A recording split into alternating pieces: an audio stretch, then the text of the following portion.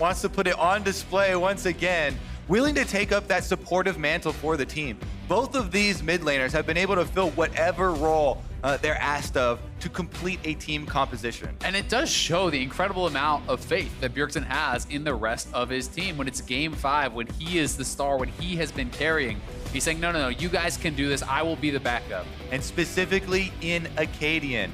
First playoffs here, has an incredible game on Rek'Sai. Confidence must be high. Now they're putting him on the Kindred with the Zillion to back him up. But Cloud9, you cannot forget how quickly they dominated the first 2 games of this series. And they're the ones with the critical Rek'Sai here. Svenskeren was amazing in games 1 and 2. Well, as we go through the second half of the bans, it's Kayle, Kennen, Gangplank, and Tristana, all removed from the pool. And if you're a TSM fan, you got to be happy about seeing that Ezreal. Yeah, and again, it's going to be Licorice blind picking top lane here against Broken Blade. Broken Blade will have that final pick in what will be our final game.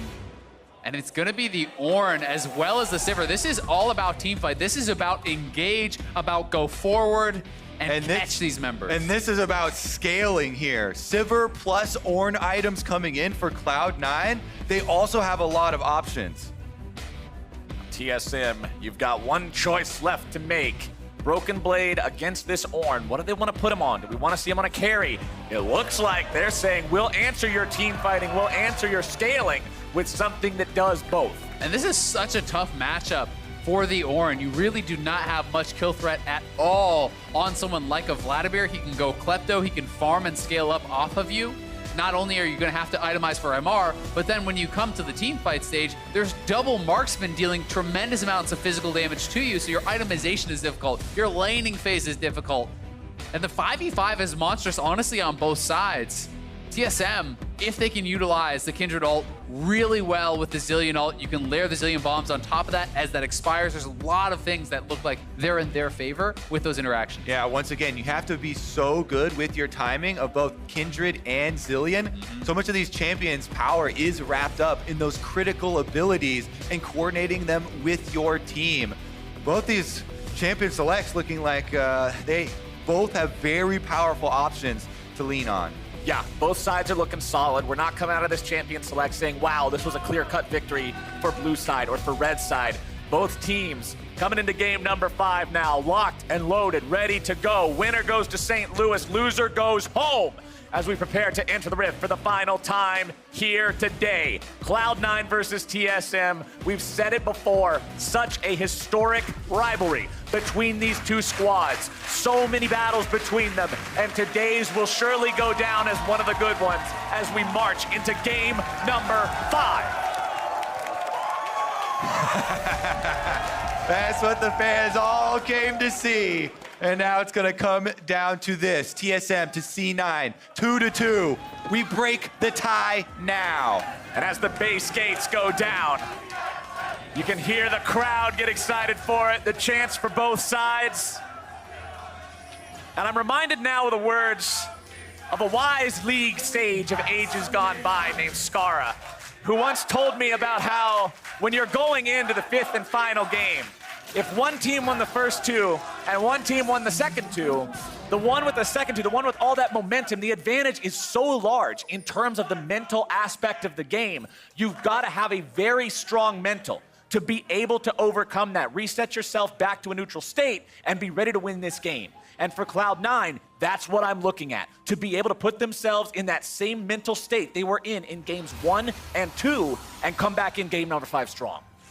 I think that's where your coaching staff comes through as well, right? You know, to be able to help those players reset in between games, to calm them down, to build them back up and let them know that you still have the faith that they can close this out, that they can still execute just as they did in those earlier games. Bjergsen, 14-4. Not his bad. LCS career on Zillion. Not too shabby.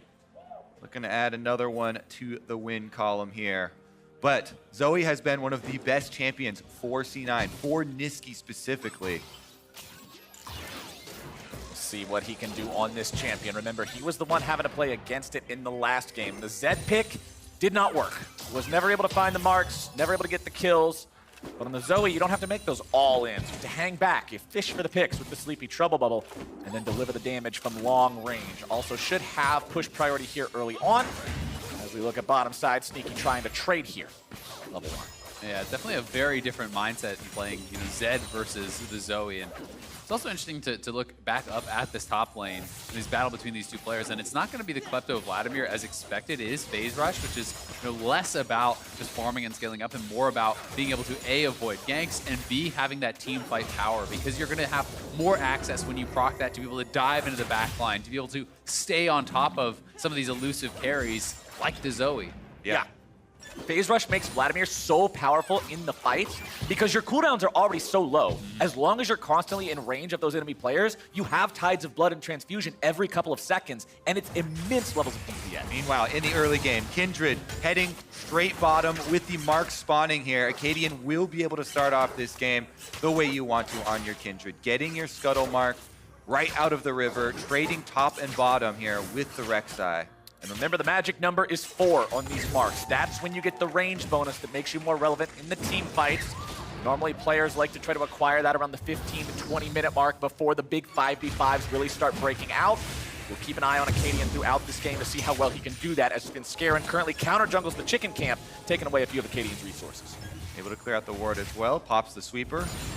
Knows that he's been seen, so he will not take any extra aggressive movements, knowing that Acadian and the rest of TSM are aware of his position.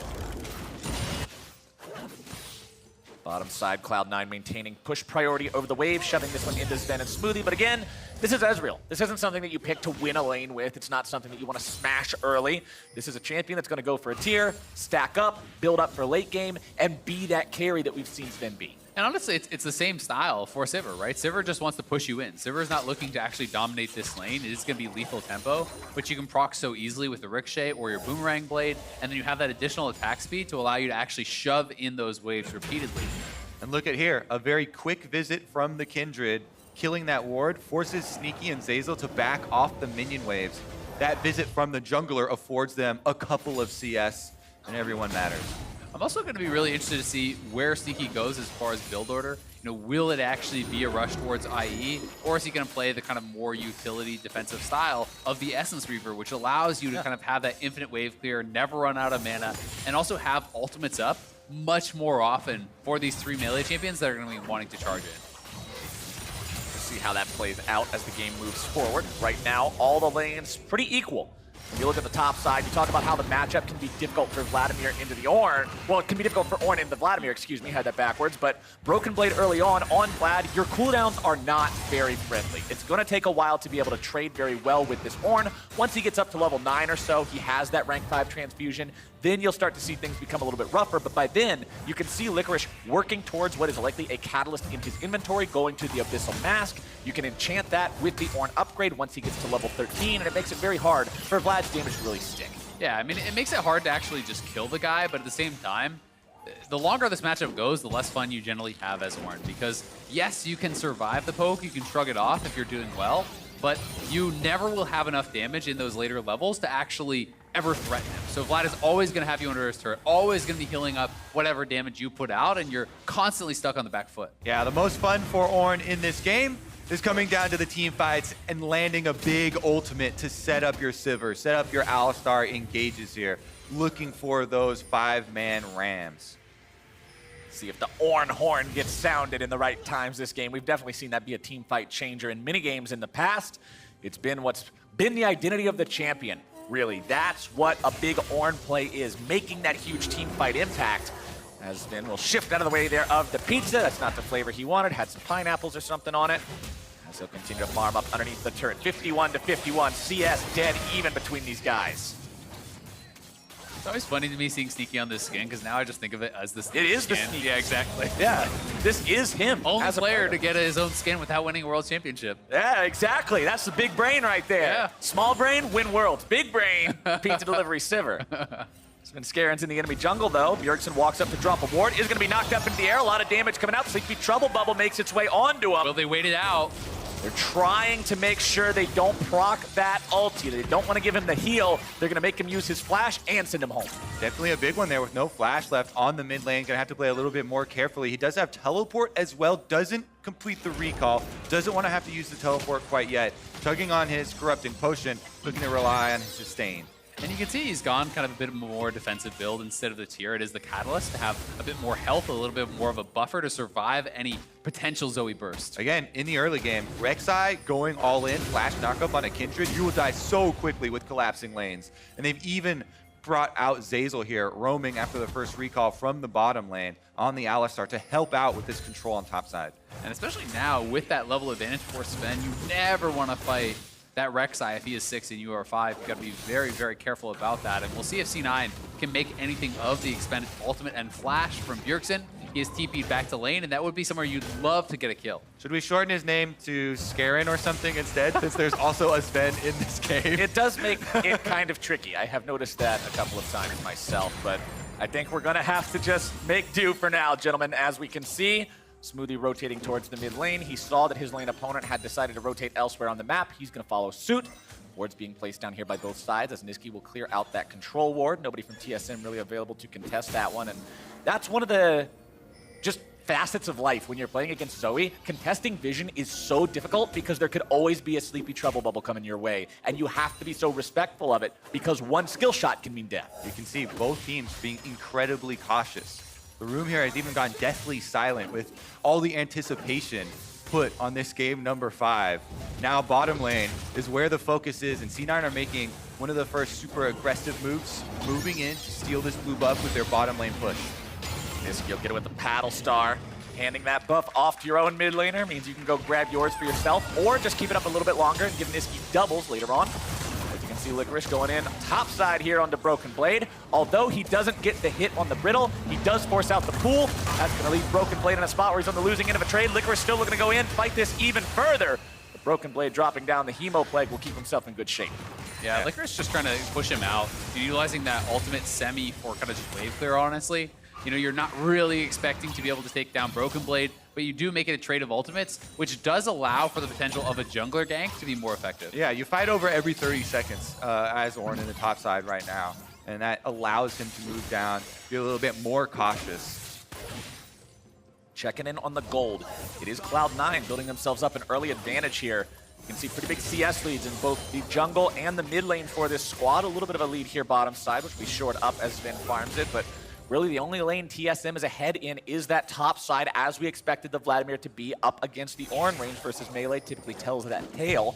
First Drake is Mountain, which is pretty juicy for either one of these squads. And this early in the game, honestly, these types of goal differences don't really mean anything. It's all about your item completions when you're getting your base off. Getting a base and actually getting an item purchase means so much more than, you know, a few CS in lead or in lane.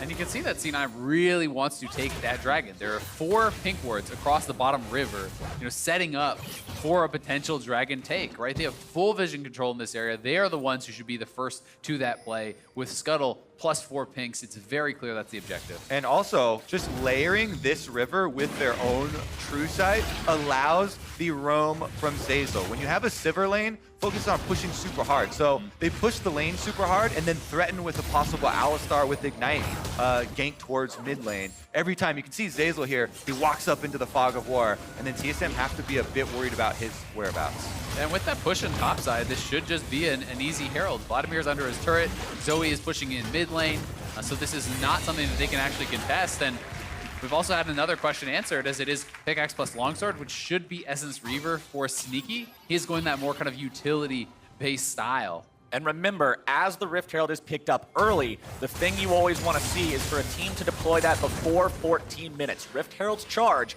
guaranteed to take off at least 2 plates from a turret as long as there are still 2 there. Broken Blade now might find himself in a bad spot. Drops the Hemo Plague down, Pool comes out looking to stay alive, and they'll be happy just taking that. Yep, he's looking to proc the phase rush, then you can run out afterwards with the Pool. Rift Herald is activated, and they're going to give money on top side with Zeyzal rotating as well. Yeah, they may actually just try to finish off this turret completely or even go for a dive. This is no ultimate on Vladimir. We'll see what the response is going to be.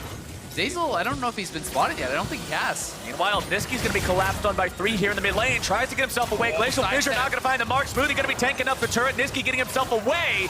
He'll stay alive. Broken Blade doing the same in the top side as the game gets paused. That sidestep are heading back onto Summoner's Rift here in just a moment. To set the stage, in case you forgot, it's top lane tier 1 under siege. as Cloud9 will work to take this one down. You can see Shelly helping him out there, looking to get that turret first blood. It'll bring the gold lead up pretty substantially. Should be about 2,500 after this one drops, and there it is. All right, opening up the map here. Cloud9 take down the first turret on top side. Gonna get a reset off here with Licorice going for the recall too. Now they can turn their eyes towards that bottom side where they had so many control wards, and the Mountain Drake still available. Some of those have been cleared out by TSM, so we'll see if they're going to be able to actually try to contest this, or when C9 wants to try to make the move to pull the trigger on this dragon. Sneaky should be able to constantly have Sven under his turret with that Essence Reaver. He's never going to run out of mana to push him in. What you want to do is keep up your pressure. Since you gain some tempo, people like to refer to it on top side, by pushing the minion wave up to the secondary turret, they freed up Licorice. So you want to use that extra power that you have while Vladimir is farming on the top side. C9 do just that. They call everyone in to the dragon, starting up that Mountain Drake for themselves. And Acadian's around, but it's going to be too dangerous to try and get in. Yeah. Well, or is it? Looks like TSM is not going to take this one lying down. It'll be a contest of smites here for the Mountain Drake, as Zazel's going to be going in, looking to knock these guys up into the air. Lamb's Respite immediately coming down. Acadian taken very low. Going to be Zillion ulted now as well. Cloud9 looking to get themselves away. Broken Blade into the back lines, looking to make the damage happen onto Niski, as Sneaky has to get himself away. TSM launching their counterattack. Licorice comes in over the wall. It's first blood over to Bjergsen, but now TSM has lost their AD carry. They're going to lose their support. They've lost their jungler, and Cloud9 will win the fight. It's 2 dead on both sides. No, 3 for TSM. And it's Cloud9 left around the dragon. They've chased them off. What a fight. Yeah, but they're not going to have enough members alive to actually even take the dragon, so it's just +1 kill for C9. TSM does come away with first blood, so honestly a very even exchange as far as the gold goes. Teleport's coming through to get right back into lane, trying not to drop any minions. And let's take a look at how it started. Now, one of the biggest things for me is Sneaky on the bottom of your screen is sectioned off from C9. Zazel goes for the flash engage. Big knock up here. The Kindred ultimate going down ensures that no one's going to get bursted, but during that time you try and get the other members low. Then the Zillion ultimate comes through for after that expires, and we have 2 different team fights here. Broken Blade on the top side of your map with the Vladimir, pushing off those 2 members, whereas Sneaky and Zazel trying to run away on the bottom side. And as the dragon was not taken, that means everybody's coming back to the scene of the crime here for round number 2. Scuttlecrab spawning down here is TSM's to take.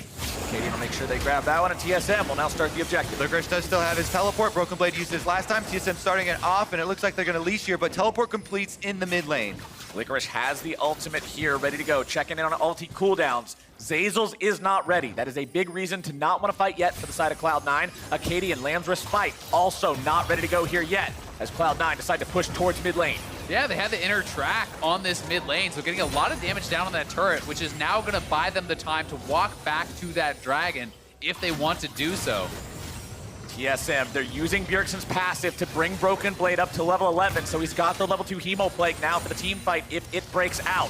Cloud9 continuing to apply the pressure here, but they don't want to step up too far. They don't want to give TSM the opportunity to start a fight on their terms. You can see here a big discrepancy this game in terms of turret plates taken. TSM not getting a single one, while Cloud9 gets almost 1,000 gold from their early efforts. Yeah, and TSM is going to have to bail out. They're sending Acadian up to get a mark off of the Gromp, but I do think this is the right decision. It's just so incredibly hard to walk into Bog against a Zoe, and C9 had established that vision control in that side lane brush. Niski's is constantly poking over. If you try to run into him, it's way too easy to land asleep.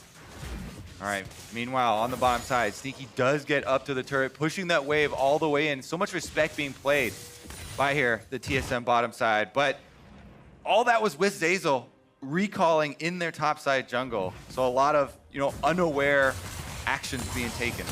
So checking in now, you can see every teleport on the map, which by the way is 5 this game. A lot of teleports available this time around, but none of them available right now. All the cooldowns were expended over the course of these past couple of fights, and we're going to see who can make the next move. You can see a little bit of defensive vision placed down by TSM here on the bottom side in their own jungle, making sure they maintain control over that area, as Cloud9 will try to continue to supply some wards of their own around this bottom half of the river. And we'll see where they want to try to strike next. As Rift Hill is off the table, the dragon is gone for quite a few minutes now, and it just seems to be about the non-stop push here for Cloud9. TSM certainly with much worse wave clear in these early levels, and C9 is using it to just try to knock down these turrets and constantly pressure. You can see the mid lane turret is very low, top lane turret is gone, bot lane turret gonna fall here now. Cloud9 gonna look to knock down all these outers. Number 2 in the dirt. TSM running forward, seeing if maybe they can make something happen here. We're gonna see. Not today, not today. And as we highlighted, with these towers going down, opens up the map for these possible picks here. Zoe looking for Sleepy Trouble Bubble. Could definitely draw out some cooldowns and break up those combinations from TSM. Mid lane gonna be cleared out there by Bjergsen. As top side, Licorice is gonna continue shoving this wave out. Has the Sheen in inventory. Tells me he's going for the Iceborne Gauntlet. Means he's gonna have some extra damage potential here in these fights. Doesn't want to be just purely that tank. Needs to be able to supply some damage when somebody goes on top of him. And also going to be able to have a ton of CDR, right? You know, the utility of the additional slows, but also having that Ornn ultimate up as much as possible is so critical. It's really about that cooldown for this champion. Everything pinpointing here on the last outer turret standing for TSM. That mid lane turret is their defense. Everyone kind of congregating, trying to defend that wave after wave.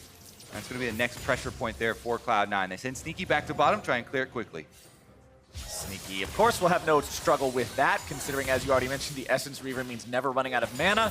He can Ricochet and Boomerang Blade forever, but Acadian in the bottom side might be able to set up some kind of a move here. Nice Trouble Bubble coming out, as Sneaky has to go on the hunt to get himself away from the potential TSM collapse. He will stay safe with Zeyzal nearby and clear out these waves. Yep, extra speed gets Zeyzal right in there. Svenskeren now kind of running down the river as C9 with all the outer turrets already destroyed here. They have so much easier time collapsing on TSM. Full sleep hits. Acadian will be put to sleep here. Will the damage come in? Zeyzal looking to go in, but he won't be able to find the knockup. Instead, he could be in some trouble. Licorice coming around from behind. The Ornn Horn will find the mark, but Bjergsen's able to kill Zeyzal at the very start of the fight. Acadian's going to be going to sleep here yet again. He will be taken down. Svenskeren having to flash away. 1 for 1. Niski on the front line having to flash out. Broken Blade from behind. The flank comes in, and Cloud9 is on the run. Licorice has to flash away, but Broken Blade is in hot pursuit. Niski grabs a kill into Sven, and he'll get back out over the wall. And he went to go grab his flash and uses that flash to escape with his life. There's a reason Cloud9 put so much priority on getting him Zoe. What a fight. I thought that was TSM favored with Broken Blade's teleport coming in on the Vladimir.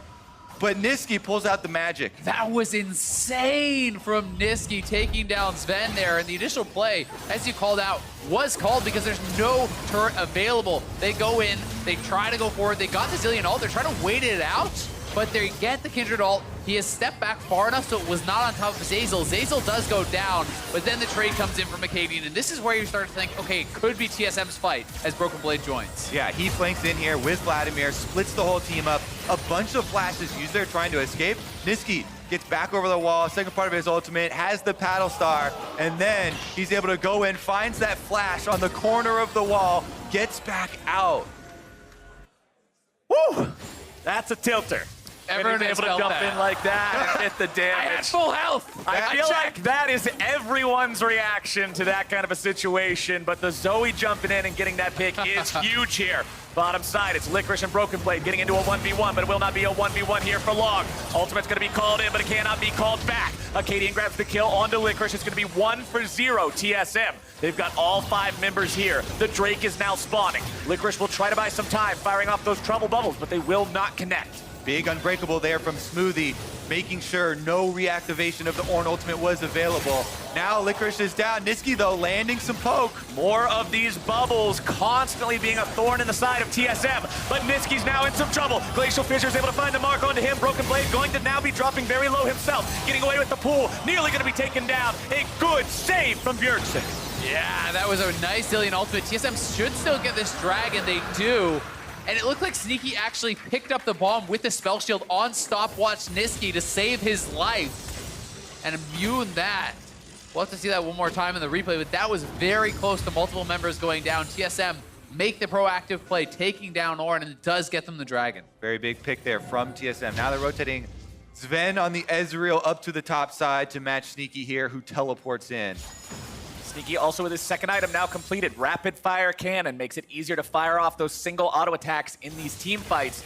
Get some more damage down onto these guys if he's not able to close the distance all the way in because he has to respect that Vlad so heavily. They'll both just continue farming up here. You can see the fully evolved Muramana for the side of Sven, and TSM means he's going to be no slouch in these fights either. I'd like to see Sneaky grab an Executioner's Calling now. I do think it is so critical to have against Vladimir in these team fights, and Sivir bounces it around onto all these members so effectively. Double marksmen who are very likely going to be having some lifesteal in their kit, be it from Legend Bloodline or itemization. It's going to be super effective. Yep. Kindred ultimate, even when that does come down, counts as a heal as well. Let's see here, though. Niski has the bomb on his head, has to use his Zhonya's. Yeah, Fitzcarrion goes for their combo. Sneaky's able to go in there. Bomb defusal Sneaky will be the next cosplay. Yeah, that was actually so smart from Sneaky. The heads up thinking there to grab that bomb with the spell shield, potentially saving Niski from just dying. Not sure if it would have quite had the damage threshold, but it would have been really close. Cloud9, they are not deterred though. This team's still looking to fight over just about anything they can find to fight for. Wanted to step up for that red buff, will be denied it. Acadian secures it. Smoothie loses half his HP there to the Paddle Star over the wall. Sleepy Trouble Bubble won't find Bjergsen. And I've loved just seeing the player reactions to these plays. You can see how focused they are. This is no laughing. There's no games here. It's game 5 in the playoffs. They are so intensely focused on closing this series out on both sides. Fun is for later. This is what determines whether or not you continue towards St. Louis. This gives you a shot to win the entire split. Well, the next step on your list then has to be controlling vision around Baron. We keep highlighting the Zoe, the hard engage on the side of C9. There's a lot of possibility for picks. And the first step in getting picks is controlling vision. And that is why they have these pinks in the area, but they're looking for Niski. Wow, Niski is going to be the target and shut down instantly by the side of TSM. Acadian grabs the kill credit on that one, and Licorice will be number 2. TSM with 2 huge kills. They break this one wide open. TSM now with control of Summoner's Rift. They're going to clear out the min wave, and now they're moving up the river towards Baron. Yeah, they could potentially start the Baron off. I'm not sure if they're going to want to do it just yet. It looks like they will not make the call to do it. Trying to take the safer route here. Not willing to risk going for that Baron, despite the fact it was 5v3. Svenskeren was alive. Smoothie is on point this game. From stopping the ultimate coming out from Licorice in the bottom lane fight earlier, to now setting up the pick onto that enemy mid laner. The Braum play is there. All right, here's another look at it. Niski on Zoe's going for these plays, but Smoothie slides right in, lands the Q for the slow, then follows up with the ultimate. Acadian and Sven both there in time to finish up the kill. And then they've got the stuns onto Licorice as well to pick up number 2. By the way, with that mark he just got off of Licorice, I believe, he picked up another one on the Scuttle. That is 4. You get the big range increase for Kindred. That's very nice to have. Yeah, it's going to be critical for these team fights, and it is going to be a Blade of the Rune King coming out next for Acadian, and lifesteal being built up here for Sven. The need for that healing debuff, I think, is becoming bigger and bigger. And as we're talking about TSM hitting these important points in terms of Acadian getting his stacks, I also want to point out Licorice is now level 13. It's time for the Ornn items to start coming in. You can already see upgraded Abyssal Mask and Iceborne Gauntlet in inventory for him. We'll see him upgrade the allies' items as time goes on. Remember, you get 1 upgrade per level from here on out. Plus, another big item completion, we saw the bubble there around Niski, has a Banshee's Veil to try and protect him when he goes in for possible pokes, possible 100% bursts here. Both these teams so closely matched right now, really fighting over this mid lane area leading into the Baron. You couldn't ask for more from Game 5 between TSM and Cloud9. It's 100 gold apart, not even. 25 minutes into the game, the first Infernal Drake will be spawning in 20 seconds. Surely neither side wants to give that up. But the thing you've also got to consider, Baron is on the table. Yeah, it is on the table here, and TSM is reestablishing vision control in that river. They have gotten the mid lane priority, and as such, can make these moves. But here comes Hazel. He's going to be starting things off as the Ornn Horn is sounded, and Smoothie's going to be taken down. Bjergsen on the run now, as Lamb's Respite will keep Acadian and Sven alive, but only for a moment. Sven has that ultimate on him from the Zillion. Likely going to be taken down next. Niski over the wall with the damage, as Broken Blade tries to find anyone to apply his Vladimir DPS to. Instead, it's going to be Sneaky. These pizzas are hot and ready, and Broken Blade is taken down. Look at the scramble in this fight. It all starts there with Zazel pulling the trigger on Alistar, goes for the hard engage, and Cloud9 pick up 2. And critically, Smoothie used The Unbreakable uses the stand behind me there to actually try to stop that initial engage, but then Ornn follow-up was there. They get the Infernal, and Sneaky had just bought. He had the X-Sutures, he had the BF sword, which allowed them to cut through so much of this healing and take them down. And now Track Smoothie here, he uses his shield right now, trying to block the damage coming in from Sneaky, but then Licorice can get a 3-man ult. Yep, Ornn ultimate does come through. Bowls over Bjergsen, stunning him. So Smoothie goes down in the duration. Kindred ultimate wasn't quite close enough to get him, and it is Cloud9 kind of wreaking havoc. Broken Blade is the lone hope for TSM in this fight, the Vladimir, but C9, you can see them scattering around him. Everyone getting low, but not into kill threshold, and they're able to kite that one out. Sven on the outside trying to make something happen in the end with the Ezreal, isn't able to do it though. And then that guy on your screen, Zeyzal, did not hesitate. And you can hear the crowd cheer as soon as they see him. They know what good Alistar initiations look like. The headbutt into the flash to make sure you catch everybody in that one. Skinskara now trying to steal away a red buff, and he gets it. The discipline is incredibly crucial here in the 5-game series. Cloud9, everyone talking about how they lost momentum after the first 2 games, but having a critical play like that does so much to bolster confidence. TSM, meanwhile, back out on the warpath. They sent their Vladimir bottom to split push, so everyone else needs to play safe. Yeah, I think Cloud9 want to force. They want to try to at least get the teleport out. We'll see if they can, though. As Sven took quite a bit of poke, they are going to start the Baron. They need at least to get the teleport here from Broken Blade. Then you can peel off, but I feel like it's got to be at least that. Sven scaring at about half HP. The poke from Sven could be very important here.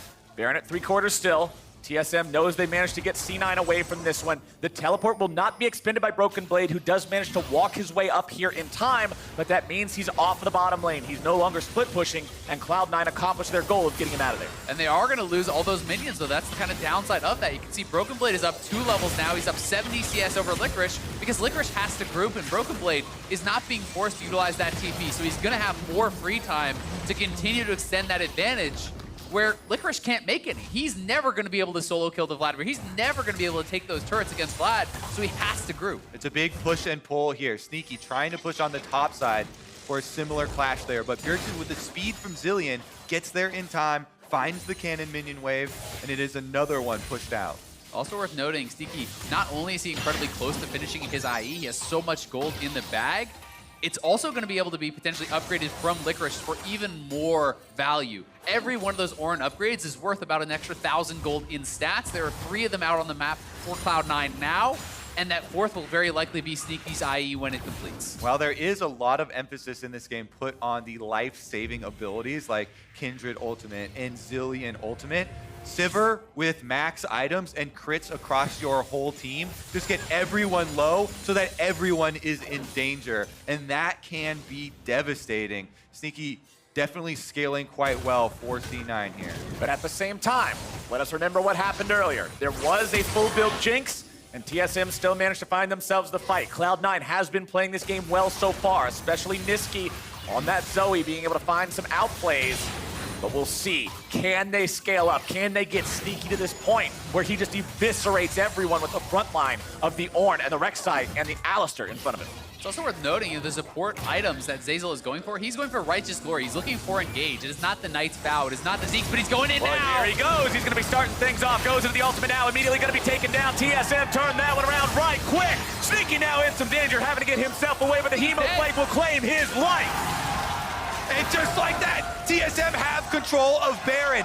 They burned out Alistar through the ultimate and followed up with the critical kill onto Sneaky. That's got to be TSM starting it up. Zeyzal giveth and Zeyzal taketh away. His previous engage was so big for them winning a fight, but now he goes in too far ahead of the rest of the team. They can't find the engage, and it means TSM will take Baron. He's quite far ahead of the rest of the team, and it's only onto the Vladimir who is able to pull that engage very, very easily. Cloud9 getting over eager, and TSM punish. Time is of the essence. TSM with Baron buff have another 15 seconds left on Sneaky. With no Sivir, C9's team composition just completely collapses. That is where all the big crits are going to be coming through, and TSM are able to take the turret before he responds.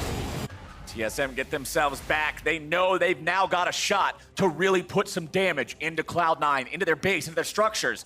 They've got 4 turrets taken, which means 2 tier 2s still stand on this map, and Mountain Drake is alive at 5. That play, exactly why we keep highlighting the execution here in the start of these fights. Look at it, Zeyzal goes in, the combo onto Vladimir does get fooled, and all this focus fire immediately onto Zeyzal, taken out immediately with Cloud9 having everyone else still in mid lane. Yeah, and credit to Pearson as well as Acadian for being able to flash that combo and being able to escape it. But Cloud9 get turned around so heavily. If that initial engage is not perfect, there's so much DPS coming out of this TSM team. They're able to shred through the Alistar ultimate like it's nothing. Definitely can go both ways with these critical moments here. A couple of seconds mean everything. Right now, Broken Blade split pushing on the Vladimir for TSM in mid lane. Currently answered by Niski. The name of the game if you're Cloud9 is defense, defense, defense. Baroned up waves will be colliding with tier 2 now. Licorice coming around down the lane, ready to go. And here comes Zeyzal in from behind, looking to start things off, but once again, it's too early. Zeyzal's taken down before the rest of the team can do anything, and TSM again enjoys a 5v4. And they already have the Baron buff. They can just make a beeline towards mid lane here. They buff up the cannon wave, and they're gonna pressure 2 turrets at once. It's such a difficult position for Zeyzal to be in because you can't actually start the fight with the Ornn. The ult will get blocked every time by the Braum. Someone needs to force something out. Someone needs to do something. The man that has to do it is Zeyzal. But there's so many ways for TSM to absorb these engages and turn the fights around. And with that Baron buff, C9 is just getting pulled apart. Sneaky below half. Means it'll be hard to defend this one here. TSM continuing to push. Tier 3 turret under pressure, taken out now. Niski not finding anybody with the sleepy trouble bubble. Zeyzal's now back alive. Cloud9 could try to find themselves a fight. Inhibitors under pressure. Broken Blade continuing to push up here in the mid lane. Sneaky firing off the boomerang blades into bottom side, looking to buy some time, but TSM are doing a good job, forcing Cloud9 to bounce back and forth. They will defend neither inhibitor, and TSM has secured themselves one hell of a lead. So much coming from that one team fight in the mid lane that gave them the Baron. Oh, Sleepy Trouble Bubble does land. Snooty's right there, has the shield ready to go. Yeah, not going to be able to get anything off of it. TSM now, full map control off of this. C9 does still have very strong wave clear with the Sivir. They will be able to clear out these minion waves, and one of the kind of advantages that you can get is all the extra farm and gold that will be funneled into the base, but TSM has a massive advantage in the ability to close out the game with one team fight, and they have taken back-to-back team fights. Worth noting as well, Licorice did hit a new level. He upgraded the Black Cleaver of Svenskeren instead of the Infinity Edge of Sneaky. I don't know if Sneaky had the Infinity Edge completed when that level was ticked, but Licorice should now be able to upgrade that Infinity Edge as he just crested the 16 mark. See if he can get Sneaky that item here anytime soon, because Cloud9 will need everything they can get. Yeah, it's just feeling more about the execution though than about the itemization at all, to be honest. You know, Sneaky is gonna do a ton of DPS, and he does get that upgrade now, but the problem has been the engages have not been effective, and how do you actually get that fight against TSM? Who is the man to really start it off? You know, they talked about that a bit on the desk, and the difficulties of actually engaging into this comp that has Braum when you're so reliant on Ornn. Well, we've seen Zeyzal do it once. We've seen him have the past 2 engages be botched. He has to make this engage work if they want to be able to use the Ornn to maximum effect. Problem is, 2 waves of super minions marching at your base means you've got a lot more to worry about than you otherwise would. TSM continuing to pressure now. Not so much worried about the 3rd inhibitor just yet. Broken Blade will bring the minion wave up to deal with that one, while the rest of TSM stays 4v5 in the enemy base. We also have to keep our eyes on the Zoe. The Sleepy Trouble bubbles can draw out big cooldowns if they land. So far, TSM avoiding them, and they're on the last inhibitor turret. TSM want to take down this inhibitor. If you lose this one, things are dire for Cloud9. They're looking to go in right now. Sven's going to be in some trouble, nearly taken down. Gets the Zillion ultimate now immediately. Acadian's going to be taken very low. Broken Blade in the back. It's shut down over onto Acadian, and that's going to be the first one for the side of Cloud9. Sneaky's at 20% HP, but TSM loses the fight. This series continues to deliver. Cloud9 now fight off TSM, even with the big advantage, but that is still 2 inhibitors destroyed and one of them very low. Cloud9, hang on. It's Sneaky, of all people, that is essentially starting this fight off. Sneaky just says, all right, if you're not going to engage, I will. He runs up there, just starts going in, getting damage out and is able to force out the Braum E. Then Zeyzal goes in for the engage on Sven. He's getting pushed out, and Svenskeren is dueling Acadian on the side. But look at that knockup too. They still didn't get to reactivate the Ornn ultimate. Then sectioning everyone off. Sneaky still surviving there. That Sivir putting out the damage, life stealing up, doing a lot for the team. And you and I talk about this a lot, Isaac. You want to see a team do that on the third inhibitor. Don't just give the damn thing away and then sit and watch the super minions flow into the base. Good shot calling there from Cloud9. C9 now has to be so decisive, though. They have 2 open inhibs, which means you can't sit out on the map without losing these objectives. Elder and Baron are both up. They need to be decisive. Find a fight or take an objective immediately, or they will have to go back to their base and seed both.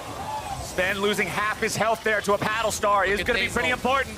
Sven's trying to heal himself up on the move up. Elder Drake's going to be taken down, secured by the side of Cloud9, and TSM now have to second guess, taking some kind of a fight. Here they go. Flicker's looking to engage. Broken Blade in the back lines, already going to be pulled up, already knocked up into the air, already going to be jumped around, already taken down. Niski gets the kill credit on that one. Svenskeren comes back to life, but he'll surely be the sacrificial lamb. Acadian will buy a moment, but he's also going to keep Svenskeren alive. It's 1-0 Cloud9, but TSM will even it up with Bjergsen.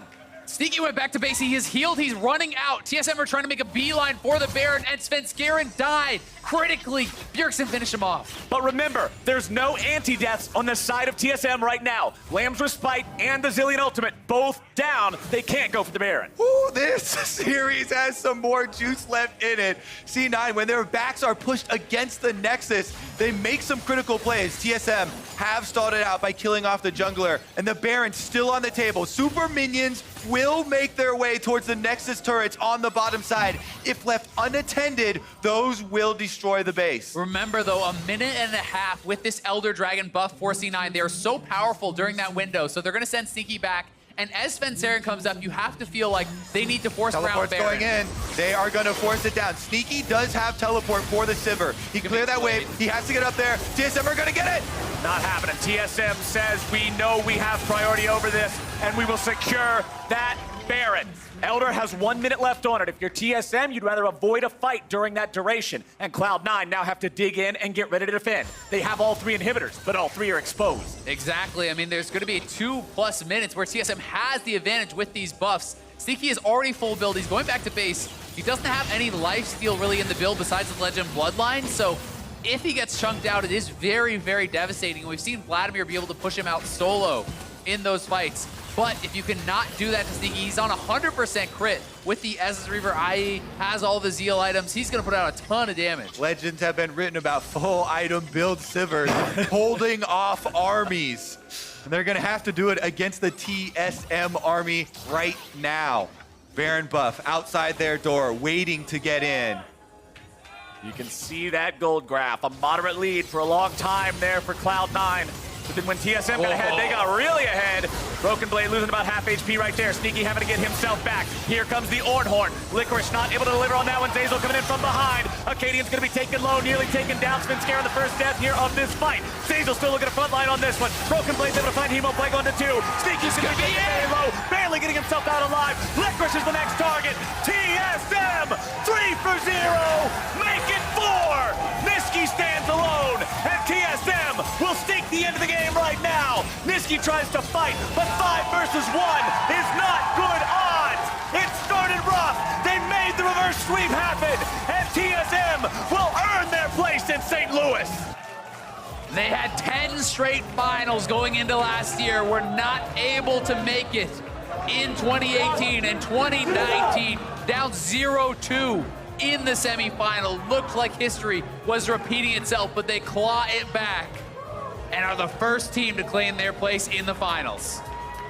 What a well-fought series from both teams. Cloud9 slugging it out early, but TSM with the comeback. Reverse sweep here from the TSM members who had such a strong end to the spring splits. Now heading to St. Louis with that ticket punched.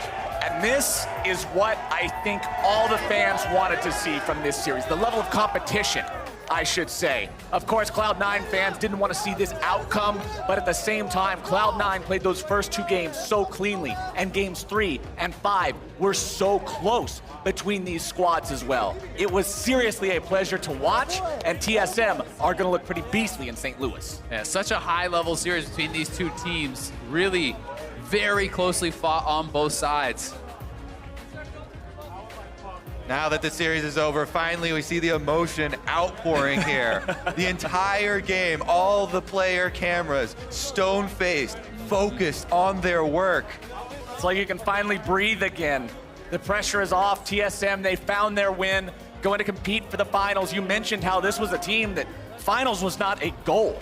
When we heard from Sneaky earlier on in the series, he says, oh yeah, it's pretty expected that everybody wants to win, everybody wants to be first. Well, for TSM, it was never so much of a goal as an expectation. Remember, this is the org that has the most wins in LCS history. This is the org that was always at the top. Last year, the boat got rocked. That sucker sprung a couple holes. And now they look to be back in form, and they're competing for the title. They certainly are, and credit to Acadian, in his first playoffs, bouncing back from what was some very rough early games in the series to have 3 really strong showings. Yeah, I mean, TSM in the offseason took a lot of bets, bringing over Broken Blade from the TCL, from Turkey. A lot of questions were around there as well, having a sub in Acadian, and they have made it work. And that was even one of the things that I heard a lot of people considering going into this series itself is how well are Acadian and Broken Blade going to perform? That was the question about TSM going into playoffs, period, because they were on that win streak. People saying, oh, well, what's the weakness? Well, Acadian and Broken Blade are unproven on these bigger stage games. This series, they stepped up. Broken Blade getting himself that solo kill even in the first game. He was able to make things happen here in this last game, constantly pressuring the back line. And you already mentioned Acadian carrying from the jungle. But to hear more from the arbiters of that reverse sweep, Avli is standing by with the TSM support. Thank you, Flowers. Smoothie, at the beginning of the day, you said it would mean so much to you to beat Cloud9. So how is it for you now that you have ended their playoffs run and you are going to the finals in St. Louis? Well, it feels absolutely amazing. I don't think I've won a game against C9 after leaving C9, so removing them from playoffs is pretty nice. Yeah. And I mean, this is almost like kind of like a revenge, getting a revenge against your old team, but the TSM and C9 rivalry is only getting stronger, especially after that match. So as a player who has spent time on both sides, what do you think of it? Yeah, I mean, C9 and TSM both have players that have, like you said, Dennis is from TSM and I'm from C9, and it's just a really intense rivalry. I think both teams are really good this year, and we got the better of them this year, but maybe next split they'll do well. And looking at this series, this was a grueling 5-game series and a rough first 2 games for you guys, but then the reverse sweep. So who was your MVP for this series? Who did you think led the team? As much as I want to say it, but I think everyone did their part, but I think, I don't know, it's so hard. Everyone did so well. I can't say. TSM as a whole, there's tons of TSM fans. They all want to see you succeed, but you are going to the finals in St. Louis next week. Your opponent hasn't been decided yet. It's either going to be Team Liquid or FlyQuest who play tomorrow. Who do you think is going to be meeting you there? I think it'll be close. We've been scrimming versus both of them a lot. I'm going to say Team Liquid. Team Liquid, and how do you think you're going to match up against them? I think we've been scrimming them all split, and I think we've been matching up pretty well against them, so yeah, I think we'll do fine. Well, Smoothie, thank you, and congratulations again on the win. Everyone, please, one more time for Smoothie. That's it for us here, but Riv is standing by with another interview. Thank you very much, Avali. I am joined by King of the Jungle, Acadian. After this semifinal series and TSM takes down C9, Acadian, walk me through the mental gymnastics of being on the brink of defeat in Game 3. I think nobody's getting too down after the games. I think Game 1, they had like the Hecarim Terraxona draft. We weren't necessarily expecting them to like first pick that, and they did that. We weren't really ready for it, and then after 2 games, I was kind of feeling just pretty bad. I think the first 2 games, Svenskaren played way better than me, and I don't know. It was tough to stay super positive, but we ended up pulling the 3rd game out from a losing position, I think, because we just had really great flanks and like teamwork and stuff. And then after that, in the 4th game, I told everyone, I was like, I can feel it, guys. This is gonna be a swift win right here. And then next game, I went like 8-1, so it was pretty cool. Absolutely. Now in your second playoff series, having your first now, what has kind of been the biggest learning experience you've been able to grab from these games? Mostly just, I don't know, it's like crazy fun actually. Like you just pick up on the other team's tendencies a lot, and you start to like learn each other more. Get to like by game 5, it's like I almost know what they're gonna do as a team, just because I've played them 4 games in a row, and I think, I don't know, it's really mentally taxing, I would say, but it's really fun. So. Katie, and you'd have an amazing amount of growth and productivity this year throughout the split, and now you got to take on C9 in a semifinal in the playoff match, one you just said you thought could have been the finals itself. What does it mean to be a part of now the TSM legacy and now heading to the finals?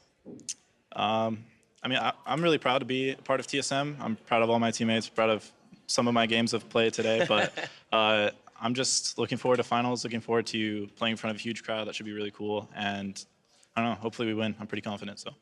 All right, congratulations. You absolutely deserve it. Katie, and congratulations on the win, and we'll see you at finals. Back to the State Farm Analyst Desk to break down that game.